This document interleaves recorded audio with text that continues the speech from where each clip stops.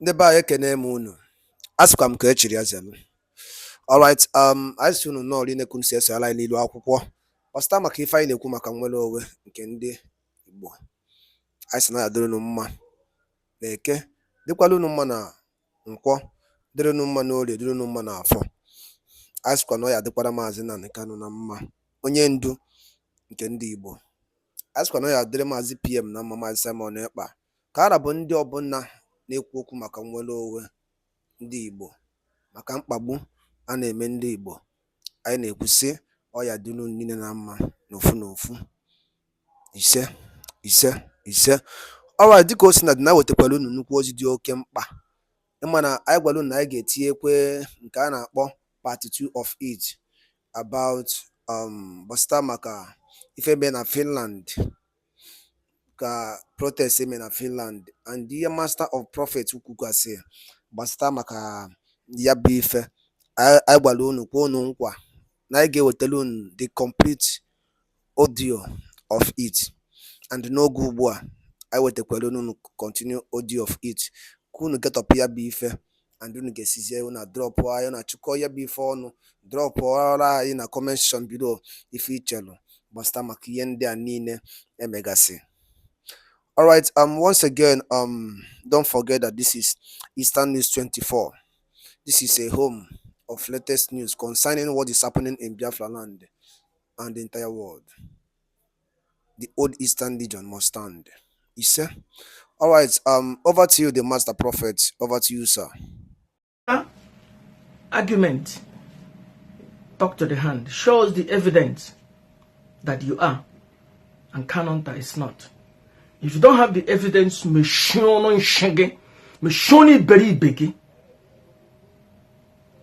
shut.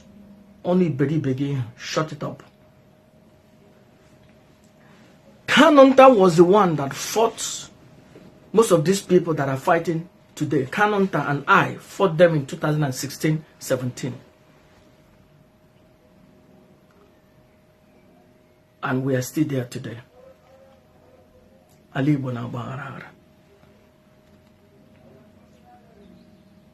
When we talk about Kanonta being the next of kin, people let you know, oh, okay, we take you no. Oh, according to Denala no menali Igbo, oh ya nwoke toro eto na ezinụlọ Kanu no outside. Onye mroje dega na aka Kanonta. And Kanonta has been playing the roles.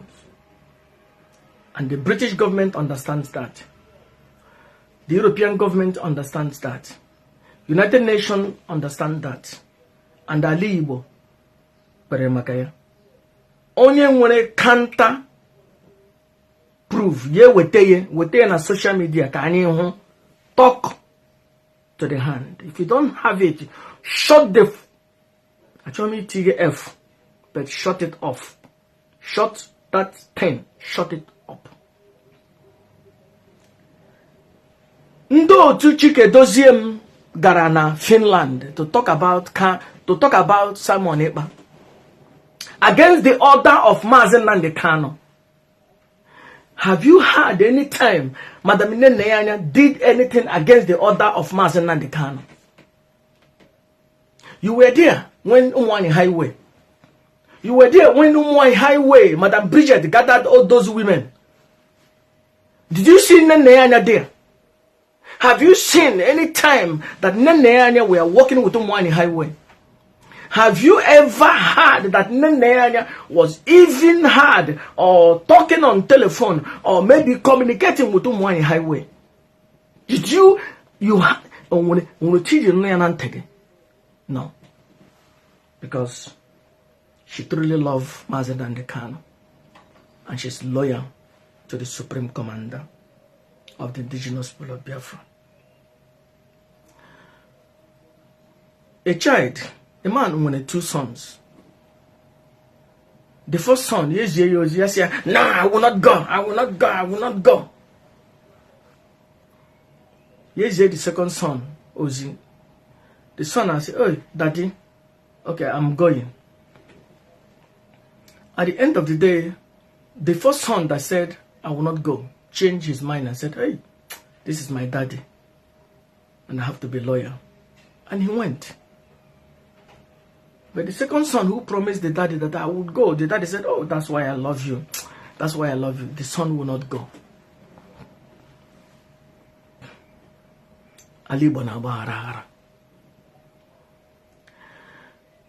The organizers of the rally in Finland are Sabo, enemy of Mazen Nnamdi Kanu.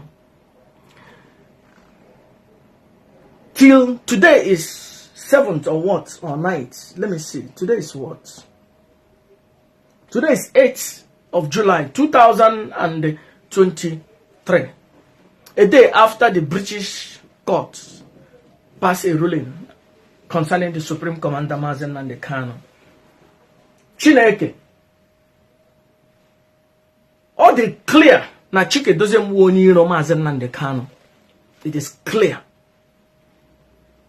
It is clear no Ojumofo sabotaged Mazen Nnamdi Kanu on different level. Ojumofo sabotaged Mazen Nnamdi Kanu with Umwani Highway. Ojumofo sabotaged Mazen Nnamdi Kanu with Simon Ekpa. Ojumofo sabotaged Mazen Nnamdi Kanu now, currently, with Chike Doziem.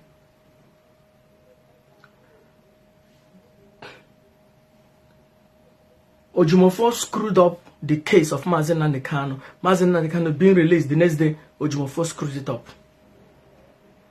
Chike Doziem has disobeyed everything that Mazen Nnamdi Kanu. See this sit at home that we're having at home today.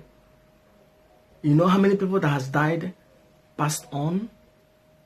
I won't put the blame on somebody else. It's Chike Doziem. If Chike Doziem did obey Mazen Nnamdi Kanu in day one, there wouldn't have been sit at home to today.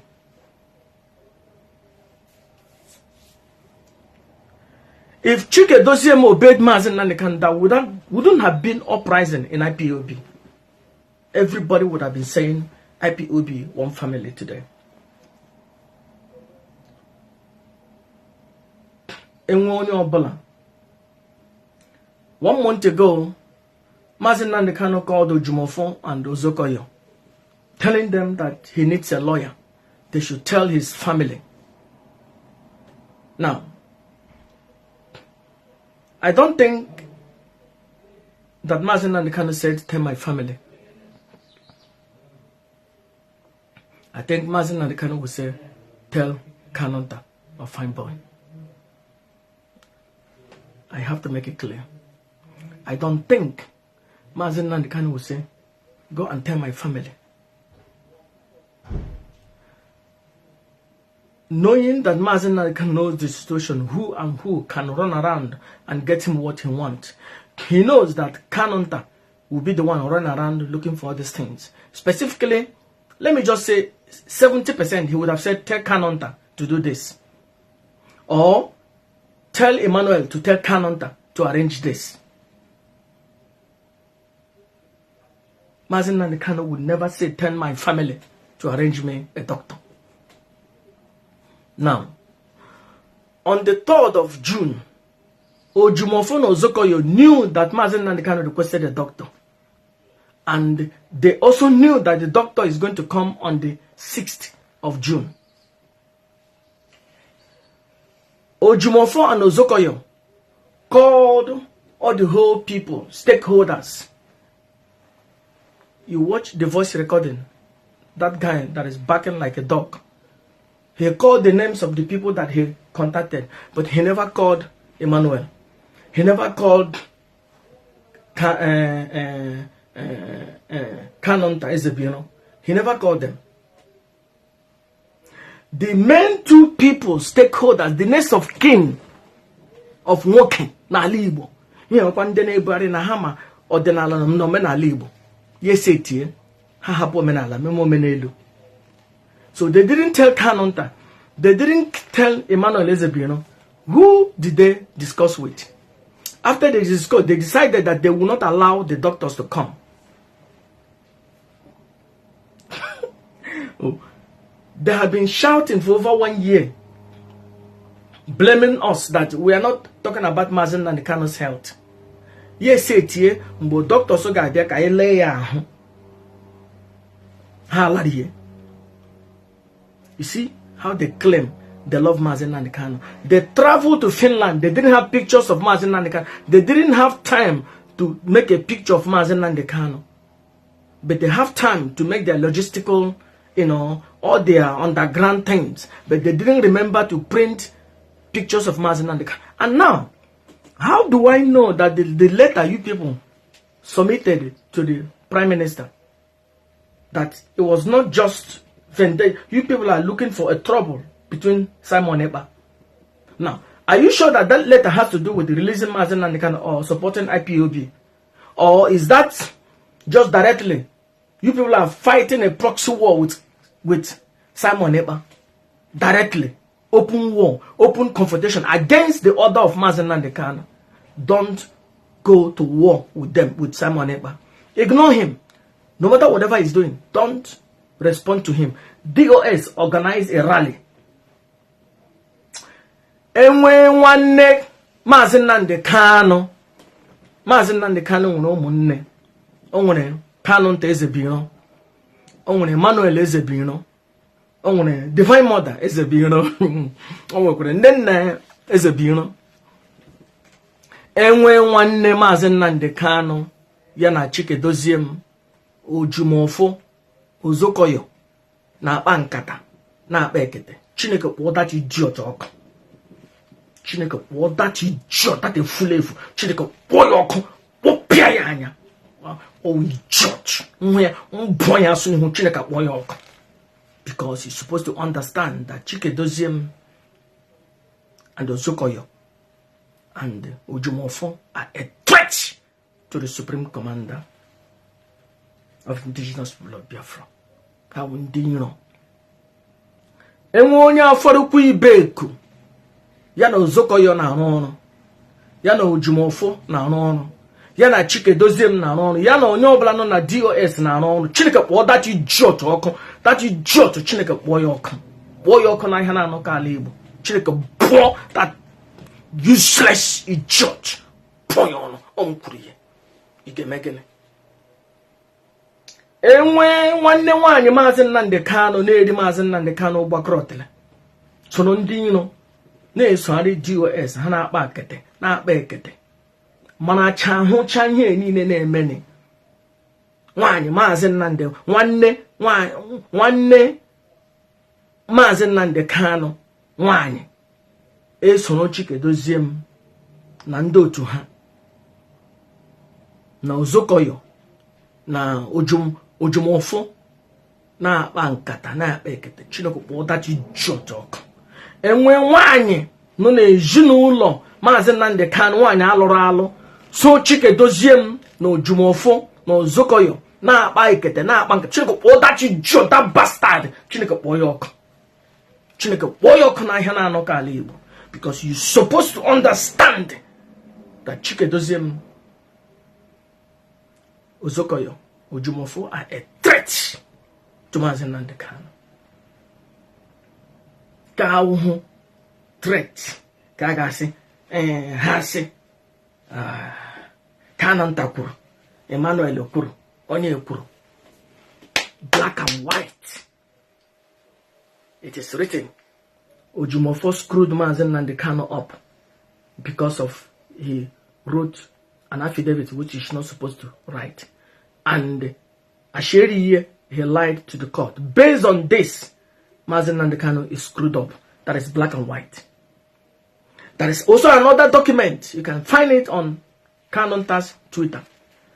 That Ojumofo knew that the doctors were coming to check Mazi Nnamdi Kanu, not to operate him. But they allow Akpokratingom to push this narrative for 2 and 3 days, threatening my in-laws.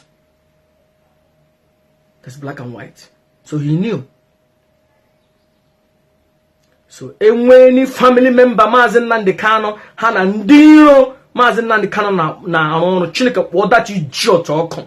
That idiot, you idiot. Chineke kpọọ ọkụ na ihe na-anọkọ ala Igbo. You will not have future with the Supreme Commander of the Indigenous People of Biafra. Chineke kpọọ ọkụ na Eke, kpọọ gị n'Oye, boge na afọ na nkwo ahịa na anọ kala Igbo kamala ọzụzụ mawa ga anya left and right tia iwu onye ọjọọ jọrọ njọ you supposed to know olese ma akpọgini ike na amụgo ugbu a na ịma na nkata niile Chikedozie m na-akpa no a threat against Maazị Nnamdi Kanu agala ha buru akpa ego ndị POB gana na ya from nne ya anya adọpụ cross on everything change your account IPOB against order of Maazị Nnamdi Kanu enwe family member Maazị Nnamdi Kanu na Chikedozie m na akpakara tingom DOS na arụ ọrụ na ndị efulefu Chineke kpọọ that idiot of that efulefu Chineke put that idiot ọkụ or that idiot ọkụ Chineke ala Igbo na-agbaghara ekelene m Barrister Aloy Ejimakor wụ an apostle of Maazị Nnamdi Kanu. Biko ndị Igbo chọọnụ ebe Barrister Aloy Ejimakor nọ ka jigara na ya wine nye na ego ka ọ zụrụ wine ṅụọ o whisky ka ọ gịnị ele ihe ha na-aṅụ na ala Igbo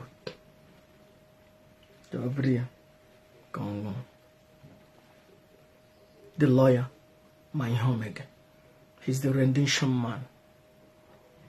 Chineke gozie Barrister Aloy Ejimakor. Chineke gozie High Chief Ogbuefi ọnụnụbe nwanne agbala ọsọ. Chineke gozie Maazị Ejiasi ọnụnụbe nwanne agbala ọsọ. Chineke chekwa agada gbachiri ụzọ Kanu nta, the next of kin, the in charge of the legal team. Chineke chekwa Kanu nta, ndị iro gbara ya okirikiri. Chineke Maazị Nnamdi Kanu were ndị iro bụ onwe ya okirikiri werekwe ndị iro gba nne nna ya anya okirikiri. Chineke gozie madam nne nna ya anya nwaanyị kara aka kachara akaja nwaanyị a na-ejeje mba nwaanyị even nwaanyị ọ ga-awụ di ihe meme di ya sị no problem nwaanyị m lekọtara m ụmụ m. O nwere nwoke ọ ga-anwụ ya ihe meme ya chọrọ ịnwụ hey na nwaanyị ga-eburu ibu ya gbafuo nwaanyị ga-eburu ala ya gbafuo that is asị Chineke biko ekwele ka m nwụọ nwaanyị ọjọọ na-enyere m nne ya anya nwaanyị kara aka kajara akaja. Chineke gozie madam nne ya anya. One day in Biafran land ndị Igbo ga-asị that is a mighty woman with Maazị Nnamdi Kanu nne ya anya, and her statues Kanu all across Biafran land as a mighty woman in the land. Chineke ala Igbo na-agbaghara aghara. You have to understand that the trip in Finland was a joke, a scam. Maazị Nnamdi Kanu that you're no longer in charge, that and when they get also in charge. Shame on Chikedozie and his Apakaratingom. Those people who went to that meetings, I will not say anything to them, they were deceived. They thought they were doing a good thing. Chineke ala Igbo na-agbaghara. Nkịta ga-ara ọbara nnọ otu nkịta ji ra ọbara dis nwaanyị efulefu na-ekwu nwaanyị ekwensu be na ya asụ n'ọnụ ya na-ekwu inyo kwuru inyo reka onye nwaanyị onye ara pụrụ ọhụrụ onye nwaanyị ọkọ otele ya na-agbagharị everywhere na-akọ from this efulefu to the other efulefu, from this madam efulefu from the other madam efulefu, from this Maazị efulefu to Maazị Iberibe. Nwaanyị na-akọ rubbish juru ya n'ọnụ akpa now kwensu ewure na-efulefu were ọbara ya fechashia ya na nkịta rapụ ọbara ya radiri ya ọbara ya. Chineke kpọrọ ya ọkụ otu Chineke ji bụọ stramanụ efulefu agwara m ya sị ya I am the wicked one, hapụ Kanu nta aka ya sị m no lesson na m ga-ahapụ Kanu nta na m ga-push support Kanu nta. Chineke kpọọ gị ọkụ. Ostraman eme unleash 100 pages here It destroyed the character of their working one. So Chineke na ekwensu ga nyege mamni nishi. Ostrama na ekwensu ami obranye ta jota wona. O tongari o disa kwakara tingom. Nde na agba Supreme Commander of the Indigenous People of Biafra Ugwu. Ghana 2016. Lenu ndị iro 2016, and they are still working today against Mazi Nnamdi Kanu. Da le ndị iro 2015, 16, 17. They are still ndị iro today against the Supreme Commander Mazi Nnamdi Kanu. Nketa garo brano. Those idiots. Nketa garo brano. Chineke kpọtara Supreme Commander mgbe Mazi Nnamdi Kanu ga-apụta. Aga m asị ya, onye ọma, ndị Igbo arụbe adịbaghị ready ịnwụrụ onwe. Jee back to Kenya ebe ị nọ for 3 or 4 months ị nọ ebe ahụ na-enwere gị aṅụrị. Mgbe ọ nọ ihe niile dị mma na-enwere gị aṅụrị na Kenya, nsị laghachi na Kenya. Mezu ụmụ nwaanyị 5 or 6 alụla ha alụ na-enwere gị aṅụrị. Ịta n'ahụ nọ n'ebe ahụ daga ndị Igbo amara Chukwu mara onwe ha, mara onwe mara Chukwu amara ha, because an awakened mind cannot be enslaved. By that time ga alaghachite pedro anyị ka anyị nwere onwe. Ala Igbo na-agba aghara. Chukwu gozie nnu ndewo.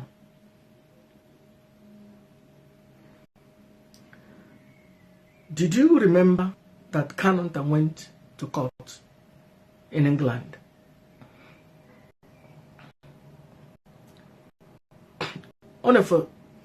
I think I have seen about 3 relatives, female relatives, face to face of Mazi Nnamdi Kanu from England. I think I have seen 3 or 4 of them, about 3 or 4. I have seen them face to face. Mazi Nnamdi Kanu has more than 10 female relatives in England. Mazi Nnamdi Kanu maybe has 3 or 4 sons, maybe from 3 or 4 different women. I don't know, well, I'm not sure. But I know Mazi Nnamdi Kanu has one from each one. Maybe has 3 sons or 3 children or 4. I don't know. But what I know that currently, that might be, well, let's forget about the number. Let me say at least Mazi Nnamdi Kanu has up to 4 or 3 children in United Kingdom. Let's say that Mazi Nnamdi Kanu has direct blood relatives, 3 or 4, 5 in England. They didn't come to the court proceeding. They didn't come. They didn't show up. Kanonta traveled from Germany to represent his brother. Think about that. Think about that. Alibo na bagara. Ekelene mon. Chineke gozie Mazi Nnamdi Kanu chekwa ya. Ka ndụ ya dịrị na ihe na-anọ ka ala Igbo. Ndị iro gbara ya okirikiri, ojumọfọ, ozokoyo. Chike dozie m na ndị akpakara tingom na ndị ọzọ nọ underground na-akpọ ọkụ na-achọbeghị iwepụta. Alright, daalụ ndị nne na ụmụ Chineke kunu si na-esoela anyị n'ife anyị na-eme na elu akwụkwọ n'ụbọchị nke taa. Yes, unu anụgwanụ ka o si wee gbata wee kwụrụ ka anyị mana anyị kwelu unu nkwa na anyị ga-eti tọpụ ya bụ audio clip gbasara maka ife the master of prophet kwu na gbasara maka protest eme na Finland and mgba anyị na-agba ụwa anyị na ala Igbo. Alright, o kọwasịkwara ife niile mana ya bụ audio clip ka anyị tisiri n'oge ugbu a ozugbo. Then ka efu nwere ike ikwu gbasara maka ka ya bụ ife si wee gaa na nchịkọta ihe niile ka anyị chọrọ. Unu na nchịkọta ihe niile dropụrụ na ya on the commission bureau. Ka efu nwere ike ikwu gbasara maka ya bụ ife na-emenụ and ya bụ ihe ahụ protest anyị ji eme na Finland ọ bụ ife ziri ezi ka ọ na ọ bụla ife ziri ezi? Biko kabarụ ka ị drọpụla ya on the comment section below. Alright, and once again, don't forget that this is Eastern News 24, where we give to you the latest news concerning what is happening in the Biafra land and the entire world. Daalụ ụmụnne m, dịka anyị na-eche your update. Today is also a sit at home. Ka ka side gị si wee dịkwanụ, kọbakwara ka ị drọpụla ya na comment section below your own side. Ebe ọ bụla ị nọ, gị na-eme ebe ị nọ, kabarụ ka ị drọpụla ya. Alright, and once again, don't forget that this is Eastern News 24, where we give to you the latest news concerning what is happening in Biafra land. Daalụ ụmụnne m, ụmụ Chineke, ụmụ ife, ka emesịanụ.